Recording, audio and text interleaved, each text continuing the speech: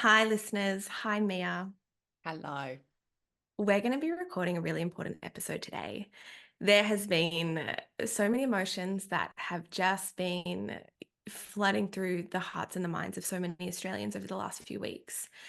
So, this episode is really just a space for us to have a bit of a in real time process, just to decompress how we're feeling as women in this country in this moment of history. So I mean, Mia, you have had a massive couple of weeks kind of being thrown into this advocacy space, and you're particularly making a very front row impact through your recent poem that went viral. So, how is your heart, my dear?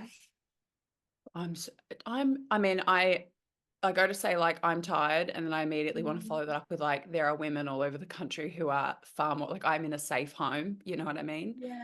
God, I'm gonna get emotional right from the jump. Um because we were talking before we got on the recording and like there's been so much holding it together because it's just been a lot of noise being made about it, a lot of media coverage. I've been speaking to like MPs and politicians who've been reaching out to me, and obviously, like, as I said, like a lot of media stuff. And as you said, this is not my wheelhouse. I'm not an expert in this at all. Like, I've been an eating disorder advocate for 10 years. This is not my field of expertise. I just wanted to write that poem as any other Australian woman who is terrified and was feeling incredibly hopeless and very, very abandoned by our government. And we don't want to Mm. make this super political because, like, Yeah. I've spoken to enough politicians over the last couple of weeks. I don't want to talk about politics. Um, but I wrote the poem and then it just went everywhere. And it's had millions of views, so many responses, which on one hand have been very encouraging because there's been a real unity Mm. and galvanization of women, with just how over it we are, with how much we clearly so need to take care of each other and show up for each other. There's been more of a response from men than I would have thought. I spoke at the Sydney rally and did the poem there and was very heartened to see more men than I expected. We need a lot more from men in this space. Um, but it has been encouraging to see some increase there. Um, but I said to you when we were talking about doing this episode, and we are like, oh, okay, what questions will we cover? And then I sent you an email just saying, like, I don't know about you, but I just need to talk. Like, I just need to process it, not as someone with any expertise, but just as like any other woman in this country. Because I think Mm. you're right. I think we have been holding it all together um, to keep it on the agenda and keep pushing it Mm. forward. Um, and it's just incredibly like exhausting and Mm. frustrating and tragic. Like these are people's Yeah. lives we're talking about. At the rally, I didn't realize it, but for 2.5 hours, I was standing next to Jade Young's mother. Jade Young was one of the women Wow. who died in Bondi. She was Oh. standing next to me. I didn't know what she looked like. She hadn't done a lot of media at that point. And I did my poem, and then Jade Young's mum lay one of the flowers for her daughter. And it just brought it all together, and not just that these are mothers and daughters and sisters, these are human beings who had hopes and dreams and futures. And yes, they had kids and they had families, but they were first and foremost Mm. individuals. And I don't think we should have to keep reminding people that they were adjacent to other people for that to be important and tragic. So Yeah. I just think if people just want to have a cry and some processing and to try to help people along with some of these like incredibly big feelings that I think a lot of us are experiencing at the moment. Incredibly big feelings. I think, I am also so far from being an expert in this area, but I do understand my own experience as a woman. Yeah. And from everything that I think that has happened over the last couple of weeks, it also has really pushed me to a place where, of course, I also understand my privilege in Yeah. this situation. I am in a safe house. I'm also speaking as a white cis Yeah. woman. And as you also do, like very much acknowledge that our experience is not one of queerness or color or disability. Um, but as much as I understand my privilege, I also understand my pain, which feels at the moment very visceral and important and valid. So I think over the last few weeks, I have felt so angry and so sad, Yeah. but also at times I have felt so moved and so empowered by just the raw bravery and determination of this movement and literally just the discourse that's unfolding before us. I think when a community is touched by such like inhumane devastation and just such like incomprehensible anger, it's more important than ever that we persevere as a united front, Yeah. against such violence, and as individual women, just being so sure to just surround ourselves with men who not only understand the worth and value of a person, but also share that openness to learn and grow with us. Yeah, absolutely. And I mean, before the last episode we recorded, which won't go out for a few weeks, we did speak to a young man who really exemplifies that. And I am not going to sit here at any point and say, Yes. not all men. And thank you so much for showing up, because this is, sorry, it's the bare minimum. It is the bare minimum. Um, but I also acknowledge that this is different in that I saw the coverage of men not just being there, but vocalizing like their disgust and how they abhor this behavior and how they want it to be different as well. So that is different. And I mentioned to you before we started that like this feels different because we are also different. I've been in the online space for 10 years, and obviously because I talk about eating disorders and mental health, and I'm a feminist. I've always been a proud feminist, even back when it was a dirty word growing up. I grew up with a proud feminist, which was actually my father, which is why I don't accept the bare minimum standard that we often get, because I grew up with the standard, which was a man who was a proud ally for women, which is why I went into the world probably pretty naive. Terrible stepfather, great dad. But we are different in that in the years when I would talk about women's issues or I would talk about feminism, to some extent, there was some percentage of women who would say, this is just the way of the world and it's our job to keep ourselves safe and we just need to accept it as it is. And maybe if you weren't dressing that way or behaving this way or whatever, there has not been one skerrick of that. And that poem went all over the world. It went all Yeah. over the world. And there was not one comment like that from a woman, not Yeah. one. And there would have been Mm. 10% of those comments would have been in that vein, even I would say like 4 or 5 years ago. Yeah. So where I have felt really hopeless and incredibly frustrated, and we're not going to get into politics on this episode. If you want to know how I feel, go and look at my Instagram. The, unacceptable political response a couple of days ago, that was disheartening. But the way that our public figures like, Zoe Daniels and Zali Steggall and those politicians are showing up, the way that, women are showing up as public figures, but the way that we're even showing up as citizens together in Yeah. support of each other Yeah. has been where I've had sad and angry tears. I've also had very hopeful, happy, warm feeling kind of tears about just how women are Mm. showing up for each other. Mm. She's excluded. She's just a pain in the ass. Can you get down, please? Down you go. She's not excluded.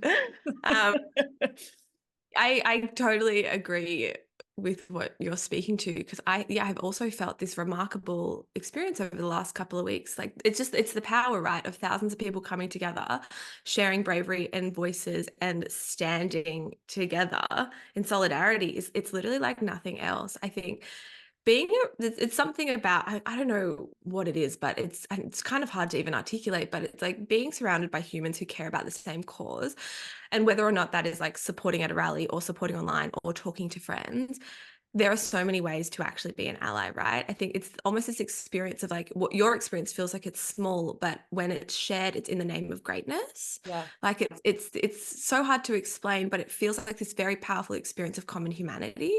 Yeah. And I think in my life, when I've experienced, like had a few experiences like that of sharing the same devastation as a community, but like it's like equally the same resilience and determination for what is right, Yeah. it feels remarkably important, like to my own human evolution, and Yeah. it sparked such a feeling of importance and purpose within me. I remember having the same feeling, and you would maybe also have had this in a like similar natural disaster, but I remember have this experience, like feeling the same way in the Northern Rivers floods a couple of years ago. Like I've never seen a community come together like that. Yeah. Or it's even like, like imagine like when you're at Taylor Swift, right? And like you're all Yeah. these people there for the same reason. It's like these experiences of shared humanity, they nourish my soul on what feels like this really cellular level, right? I think when we're collectively moving through so much injustice and suffering, I think finding the joy in the sharpness, in the hardness, it's so crucial. I was telling you this quote that I read the other day that is just so beautiful. It's by this American author called Karen Walrond. May have pronounced that wrong, but Sorry, she said, Karen. sorry, Kaz, but she's keeping it professional always.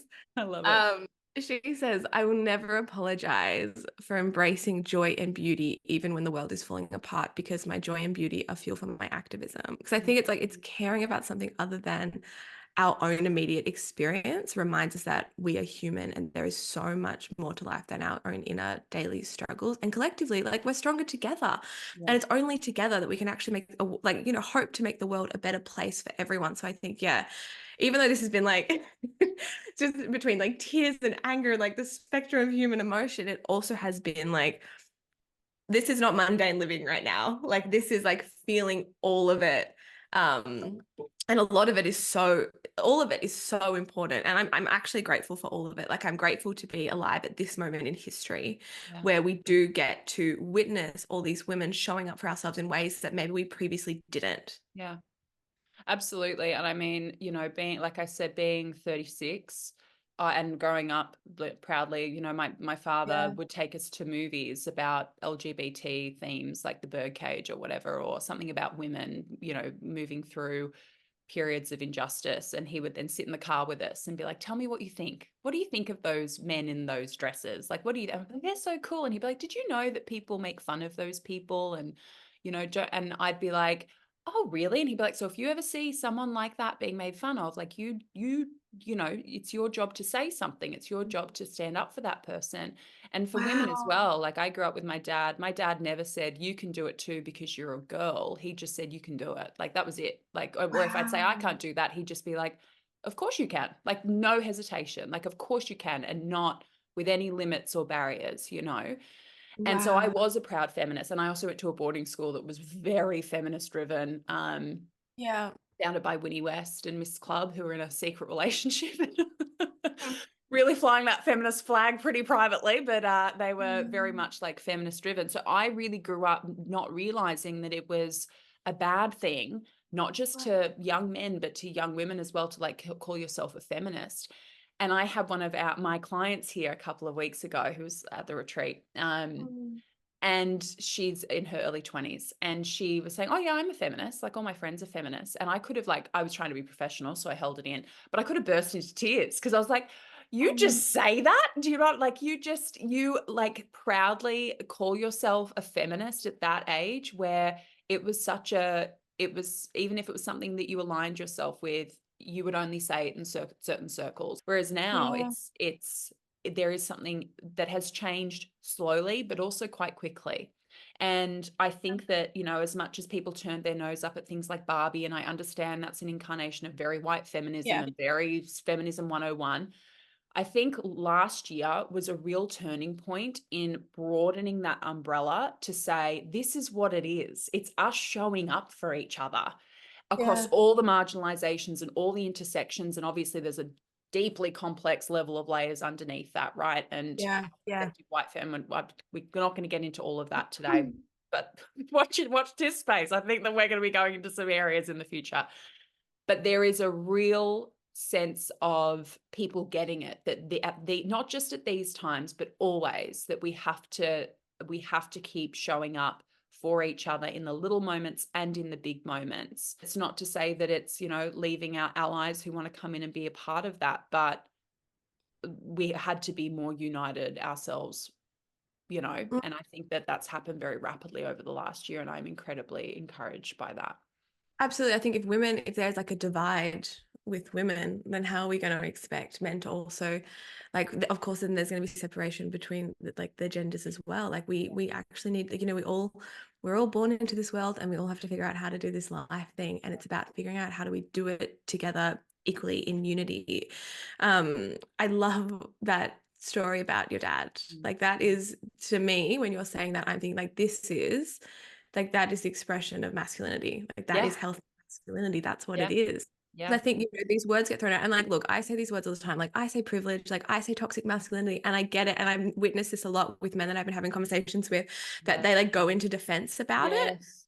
Yeah, and I'm like, the problem is that you go into attack, right, as opposed to actually, because it's like it actually makes sense that men don't understand our experience, and then they and this isn't me being mean, like they actually do need it spelled out because they're not the oppressed in the situation. So of course they're never going to deeply understand our experience on our level.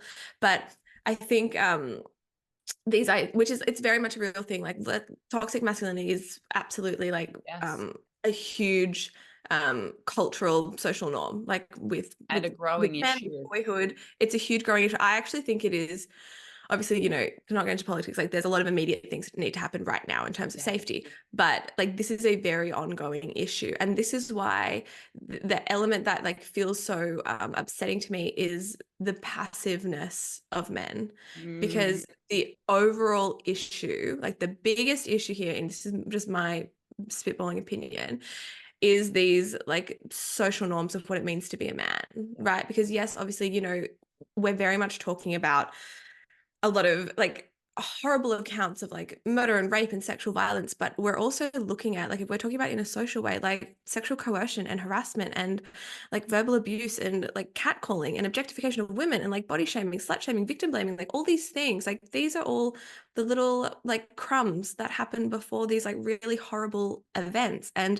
the way to change that, it's like it's boys talking to boys, it's like men talking to men. Mm-hmm. Like this is what it is, because the reality is, like, you know, you and I can talk about these things till the ground, but the reality is, like, our voices aren't going to have as much impact on men because we are not part of that demographic, right? And like, yeah, that is sexism, but it's also true. All those preceding behaviors also mean that they don't respect us enough to listen to us.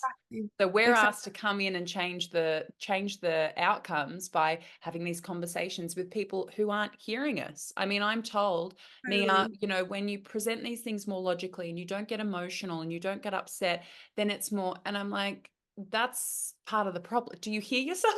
That's part of the problem. When a man stands up in parliament and he is impassioned and he is angry, and even when he gets a bit emotional, that stuff goes around virally to be like, oh my God, look at this inspirational man. Look at this man able to express himself, but also to show emotion and to show this level of passion. Yeah. When a woman does it, these are the words I've been called in the last 2 weeks: shrill, cranky, impolite, right? Hard to listen to. Now, if I were a man behaving the exact same way, there would be, and there's a wonderful man, Vincent, he's a criminologist, Yeah. he's on Q&A, right? Amazing. And he is incredible. I'm literally going to email him, even just to send him a note of thanks, but also to be like, can I talk to you? You make me feel better about the world. Can you just talk to me for half an hour and I can record it so I can listen to it and repeat every day, just to remind myself there are amazing, amazing dudes out there like you. I say Yeah. dude, he's like an older gentleman. And he was on Q&A, and he's a criminologist with a history as a police officer who worked specifically in domestic violence. And he was standing in his knowledge, but also in his absolute compassion and empathy and total Yeah. allyship of women. And it was so fucking powerful. Yeah. And it went viral. It went everywhere. He's been on every single talk show, and every single show he says, if that were a woman, no one Oh, would have seen it, let alone it going around and going viral. So it's both those things. It's standing in allyship, and it's also acknowledging that just by virtue of you being a man, I can communicate something the exact same way you do. And what you are praised for, I am told I don't hear you because you're just behaving too much like a woman. You're oh my God. whinging. Absolutely. That's I where it think all starts. That's where it all starts. So the irony of, I'd like to listen to you about domestic violence, but can you not be so shrill about it? Is like, are we hearing ourselves? there's I actually have a poetry book here. Me and Megan Fally, she's like she's amazing. She's this American poet. She's queer and she's really femme. And she has a poem. I think it's titled "A Man Interrupted Me" by telling me he's a feminist. Like it was like the most like ironic poem. It's like it's amazing. If that was just the poem, I'd be like, that's a Pulitzer Prize winner. Just that line. It's fantastic. Let's throw all the It's awards at her. amazing. Yeah, she's actually amazing. It really touches me, that story you're telling, was saying about your dad, because a while ago, like before any of this happened, it was a few months ago, my sister was having a conversation with our dad. Like Liv is so passionate in this area and she's so well spoken in it. And she was explaining to him the problem. Like my dad is a man in his mid-50s, white man, whom I love dearly, but he feels like he's owed the world, right? And he is a cis man of privilege. And Olivia explained to him that she only ever wears like loose clothing. She Ubers everywhere. She would never walk alone at night. She lives inner city Melbourne in like a pretty rough area. Yeah. And he hadn't considered that her being like responsible was that she felt unsafe to live her life. You know, like those dots weren't joined. Yeah. And I think it's just so interesting because I've spoken to so many men in this situation who like kind of like shrug their shoulders a little bit about the issue, implying like, well, the world's a dangerous place, you know, and there's not like that much we can do. And I think it's that attitude that is just such a roadblock in this conversation, because I think the focus, of course, right? Like it's not keeping your daughter safe. My dad was very much like, cool, Liv, like you're doing the right thing, you know? And she's like, but you don't get it. Like, I don't want to have to be doing this. That's the thing, right? I think it's like, even though so many men are not the perpetrators, right? There's a lot of men, amazing men out there.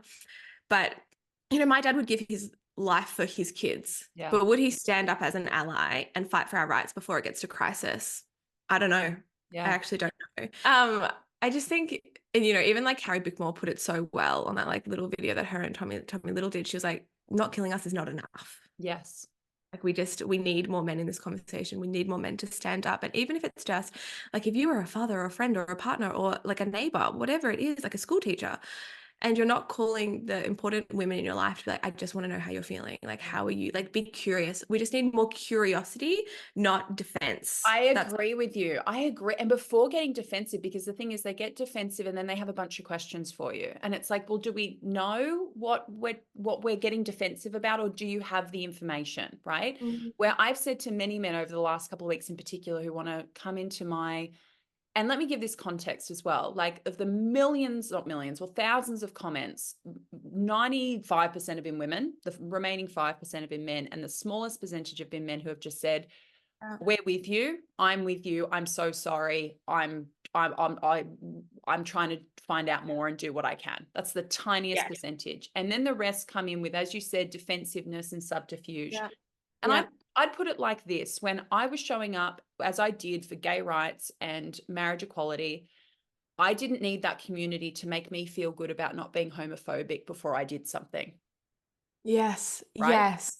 I don't have to feel good to show up for somebody else and feel like I'm not the one having the thing. In fact, just by virtue of showing up, I'm kind of demonstrating that I'm probably not that person, right? So the idea that, you know, we need to do all this extra labor to get them up to speed on this, I refute, because I am, as I've said, I am not an expert. I have been aware of this, like the poem where I spoke about, you know, Manharan Monis and the escalation of the his behavior that he was out on for 40 counts of sexual assault. I couldn't fit this into the poem. He was also out on bail for conspiracy as an act that his girlfriend had committed against his ex-wife, where she was set on fire and murdered, right? And he was out on bail for all of that. And then he did the Lindsay. So I actually wrote a piece, like just on WordPress on a blog when I was working in finance like 10 years ago, where I made that point. It was a piece I wrote called "We Don't Care About Women." I was very, very angry. I was 25. Sarah Ferguson had just done this amazing domestic violence piece on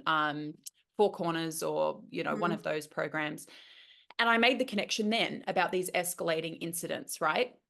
So I've been as aware of this as any other citizen would be. I'm not an advocate in this area. Apparently now I am. How much I chose that is up for debate, but here we are. And so I say to them, I am a citizen just like you. What this is going to, if you sit and say how and what should I be doing, get interested. Don't ask women to give you the statistics of 35 women have been murdered this year, most by partners or ex-partners. 1 in 4 women will experience domestic or family violence, particularly like from the age of 15. And it's probably much higher because we know that reporting rates are unbelievably low, right? Or that, when they go on about, well, what about, false reporting of sexual assaults and rape? That's less than 5%. That's courtesy of Victoria Police, right? So this whole concept of, it's underreported, but then what about false reporting? All these things that they ask you, it's all there. Like there are programs run by different police sectors across the states that have fact sheets for this reason, because of these stigmas and because of this lack of awareness of what's actually going on. So Mm, I don't want men to do anything more at the moment than even go and inform yourselves, go and find out the answers to the questions mm, that you're peppering at women. We're tired. We're just trying to stay alive. We're just trying to take mm. care of ourselves and each other.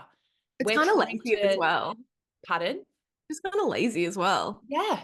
Like, just do your own work. It's like, I relate to like when someone, like often my sister will be like, where's this in the kitchen? I'm like, I'm not telling you. Figure it out. Yeah. Like, you just have to figure it out for yourself. Like, find out the information. Yeah. Get curious, because I think that really shows a sign of, because I think, yes, I also feel like there are a lot of men who are like, I don't know what to, like, feeling a bit hopeless. Like, I don't know what you want us to do. Like, talk to, like, what do you want us to do? Yeah. And it's not about necessarily like, you don't have the answer, because there is no one answer to this. Like, this is this deeply complex issue that goes across, like, this isn't just a political issue. It's like, it's a social issue. It's a normative issue, and it's a fucking personal issue to so many people as well. Yeah. Like, there's not going to be one answer, but before, we don't have to have an answer right now. Like, we just actually need to be curious. We need more people. Like, care right now looks like curiosity. It Yeah. looks like putting down the defense and just being like, I'm here to learn. Like, I'm a sponge. Yeah. Because I think that to me would show so much. That Like would, that if is if the men in my life like sent me a text being like, oh my God, I had no idea. I've just spent the last couple of days like deep diving on this and research, and like this yeah, is what I've learned, and asking nothing of me, because what you'll find with the women in your life, gents, is that the majority of them are survivors. I'm a survivor. yeah, Majority of us have some intersection with this, whether it's harassment or family violence or sexual violence or rape or assault. Like, we are not only doing the labor at the moment, we are also wounded, and this opens, mm, every time this happens, that wound opens up again. And then the mm, survivor guilt of like, well, I was one of the lucky ones, I'm still here, you know. mm. So yeah, it's a lot is being asked of us at the moment and always when it comes to this stuff. And I think that there are well-intentioned allies and people out there. And if there's anything that I can, and if you're a woman who has a man in your life, because I'm conscious we don't have probably a lot of men in our audience, we have some, but for the women in our life, if they've got men who are asking, what is it that I should be doing and can be doing, Yeah. don't go and do the work for them. Encourage them to go and look for this information, so that when they are engaged in conversations at work or with their mates or whatever, you have the answers. So if one of them pipes up and goes, yeah, but what about, because I hear it all the time, the amount of Yeah. conversations I had about Brittany Higgins last year with older men in my life, where I just had to walk away from the kitchen table and go and probably like neck a glass of white wine, and say to my mother, never ask me to these dinners ever again. You shouldn't let me loose in these environments. Was what about false reporting? Every single state and even federally every police outfit will tell you it is just not really a thing, right? So if you've Mm. got men having those conversations and even one of them has these stats and has this information, it could make a world of difference. I completely agree with what you're saying. There is also part of me, and this is just me, I guess, trying to be like so empathetic, because there is part of me that does have compassion for the men that the system has failed. Yes, totally. I Very completely much agree. is. Because I do feel like, their like behavior was taught at some point along the way. They came to understand their place in the hierarchy was Yeah. greater than, Yeah. and their emotional, like physiological, um, psychological needs is more important than another person's safety, right? Like, those men who didn't learn how to communicate their emotions, those emotions have become demons. Like, it's ego expressed as privilege, toxic masculinity. Yeah. But like, the suffering behind their eyes, that has caused unthinkable devastation, and it can't be taken back. Yeah. So I think, those men did not choose the wrong path. They were also just too cowardly to find their own voice in the crowd, right? Like these men didn't learn how to communicate their emotions, and I'm sure that has caused so much darkness for them. And it's the result is a disservice to our entire society. Like I always want to see the human behind it, behind the humans behind all of it, right? Like Yeah, behind the gender and the politics and the systems and the pain, because like we all come into this life like so naked and raw, and we're just trying to figure out this life thing. And for so many, their path like has been so poisoned by these social behaviors and systems that just like feed this oppression, right? And they separate all of the groups, like not just gender groups, but all of these groups, believing that totally. some people are like more than and some people are less than. And it it's just there's just so many people whose hearts are broken through this, Mm. right? And like you're saying, like when something like this happens, which is every 4 days, like our hearts break all over again. Yeah, And it's getting so heavy to carry.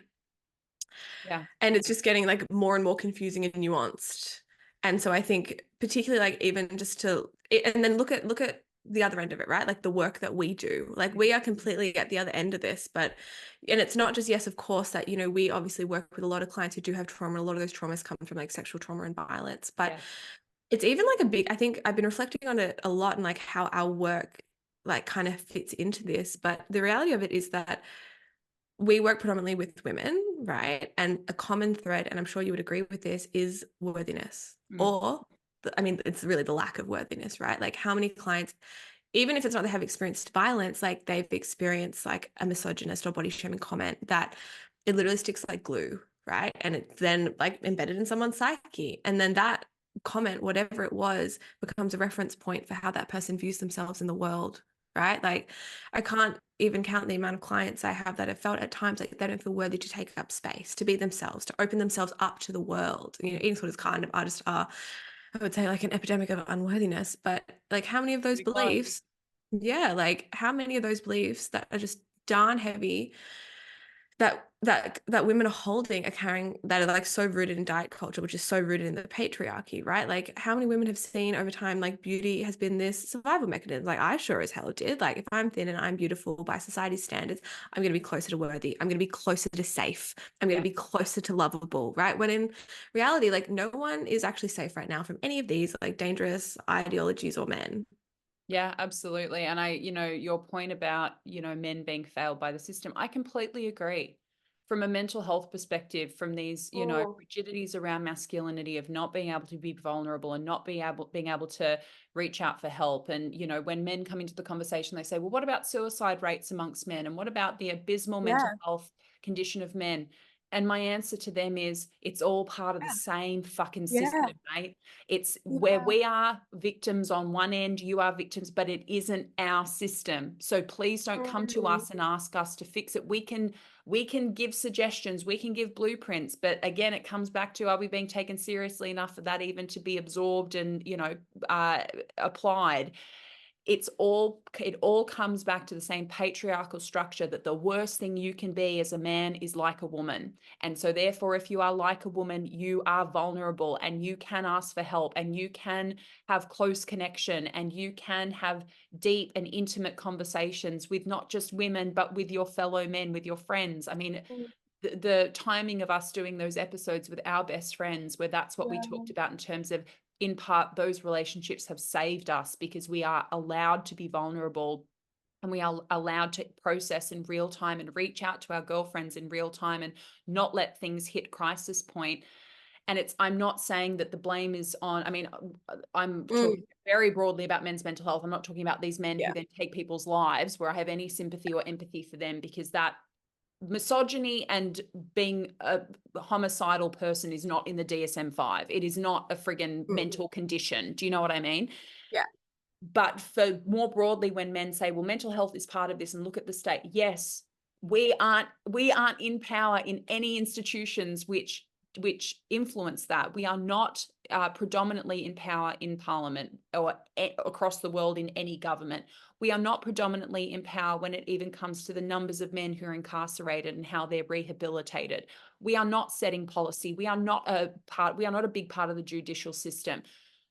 So this is when we're advocating for equality, we're advocating for your equality as well, where we want equality in these Mm. ways and you want equality in that you don't want to see men's suicide rates the way they are, or men's Yeah. lack of access to mental health care, or men being incarcerated the way they are, or, you know, all of the ways that this system fails men. When we're talking about equality for us, we are talking about equality for you too.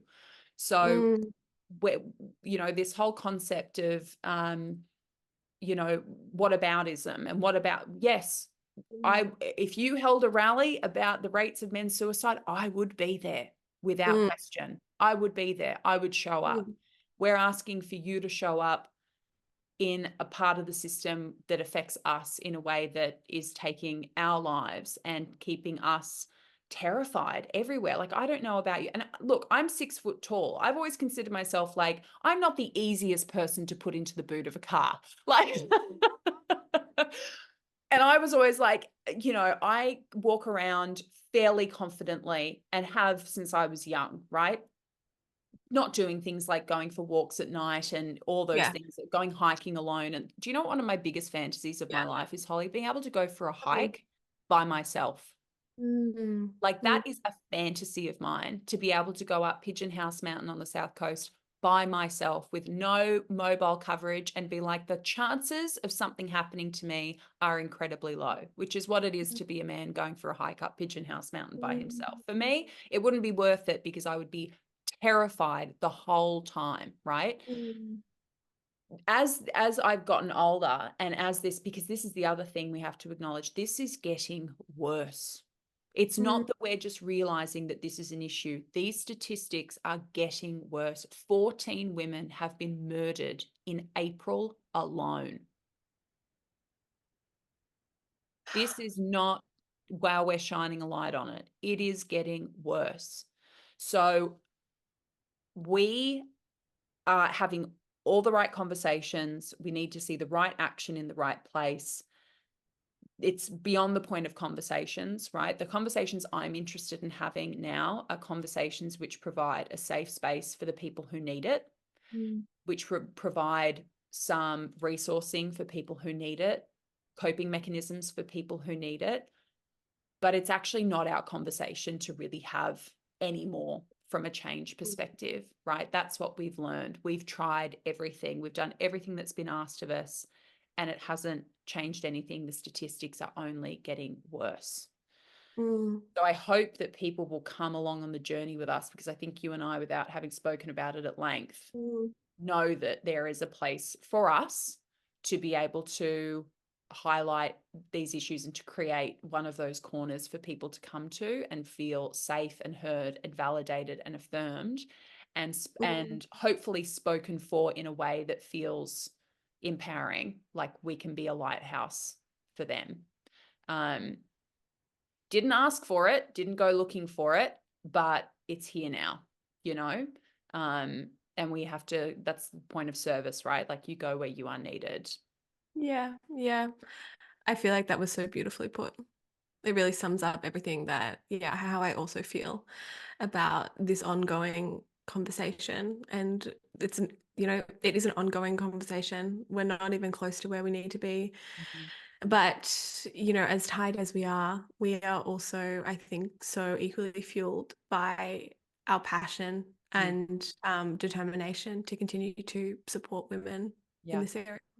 absolutely. And to also, like, I said, we spoke to somebody just last week who is a Yeah. remarkable young man who I'm so keen to sit down and have a coffee with and be like, mate, you are the end. Like, we need anti-Andrew Tates out there. We need those public facing men. We need your average guy to Mm. show up and be like, this is, you don't have to be a sports star, you don't have to be a Yeah. multimillionaire, you don't have to be a celebrity. Yeah.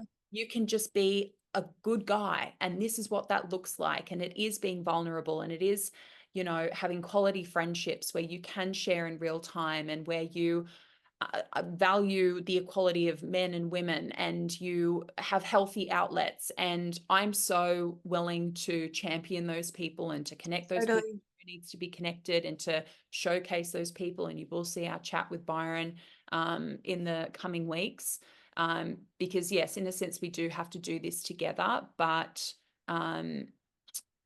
a huge part of that is going to be those examples coming to the table and showing themselves as examples. So this is a very, I don't feel like we were ever going to come to any conclusions. This, as we knew, this is going to be in real time processing. But I'm certainly not giving up and walking away. I'm still figuring out how to do this and how to help and where to put my energy. But yeah, I think there's an awful lot of good that we can do. Yeah. Yeah.